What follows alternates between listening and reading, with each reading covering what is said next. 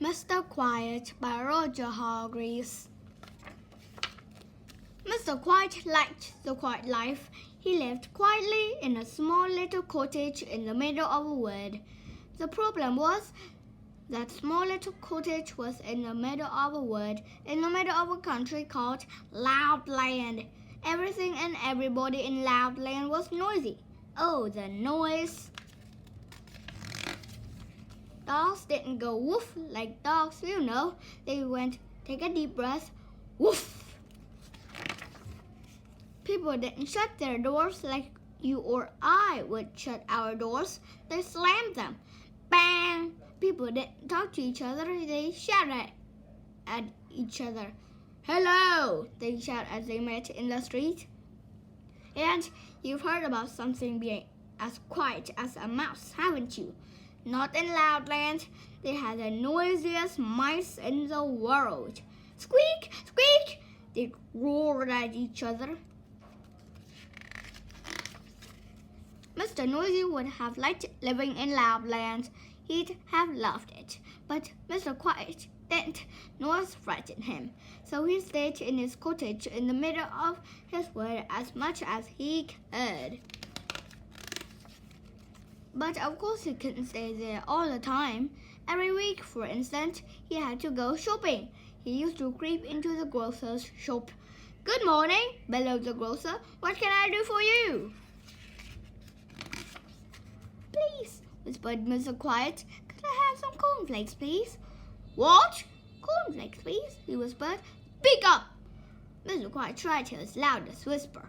Cornflakes. Can't hear you, shouted the grocer. Next, please. And poor Mr. Quiet had to creep away without any cornflakes. It wasn't fair, was it? He creeped into the butcher's. Please, he whispered. I'd like some meat. The butcher didn't even hear him. He was humming to himself loudly and fiercely. Mr. Quiet tried again. Please, he whispered. I'd like some meat. The butcher started to whistle. It sounded more like a burglar alarm than a whistle. Mr. Quiet fled empty-handed. It often happened, which probably explains why he was so little. Poor Mr. Quiet. He sat at home that morning with a feeling of despair. Whatever am I to do? He thought. It's no use, he thought. I just have to try again. And so the following day, he went shopping again, but the same thing happened. Can't hear you, thundered the grocer. Next, please. Can't hear you, bellowed the greengrocer. Next, please. Can't hear you, roared the milkman. Next, please. Can't hear you, boomed the butcher. Next, please. Oh dear, poor Mr. Quiet went home and went to bed, hungry. The morning after, he was awakened by a noise which sounded like bombs dropping. It was a Loudland postman knocking at Mr. Quiet's door. Bang, bang, bang, bang. Mr. Quiet went and opened the door. Morning, shouted the postman. Letter for you. Mr. Quiet took the letter into his kitchen and he sat down to open it. He waited until the noise of the postman's footstep died away. Clump, clump, clump, clump, clump, clump. Mr. Quiet opened the letter in great excitement. He'd never had a letter before. It was from Mr. Happy in Happyland, an invitation to stay. Mr. Quiet was overjoyed. He rushed upstairs and packed his bag and set off that very morning.